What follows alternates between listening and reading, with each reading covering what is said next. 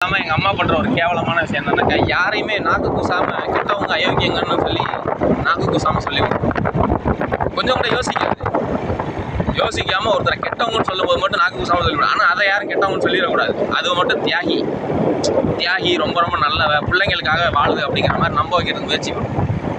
உடனே மாதிரி தானே மற்றவங்களும் 10 மாதம் சுமந்து தானே பிள்ளை பெற்று போடுறாங்க. நீ மற்றவங்கள பேசலாமா அப்படின்னு சொல்லிட்டு எனக்கும் அதுக்கும் பயங்கர சண்டையெல்லாம் நடக்குது.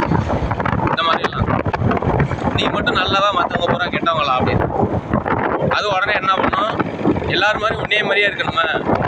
ஆமாம், அடுத்தவங்க பிரச்சனை இல்லை, அடுத்தவங்க குடும்பத்து விஷயத்தில் ஏன் தேவையில்லாமல் தலையிடணும், நீ எதுக்கு அடுத்தவங்களை பற்றி பேசுகிற அப்படின்னு சொல்லி ப்ராப்ளம் ஆகும். ஏதாச்சும் ஒன்றா என்ன அசிங்கப்படும். அதாவது அந்த ஐ புத்தி அந்த மாதிரி ஒரு எச்ச புத்தி என்ன வச்சுக்கோங்களேன். ஒரு எச்ச புத்தி, கேவலமான புத்தி. என்னடா அவன் அம்மா பற்றி இந்த மாதிரி சொல்கிறான்னு பார்த்தாக்கா அது பொம்பளை அப்படி தான்.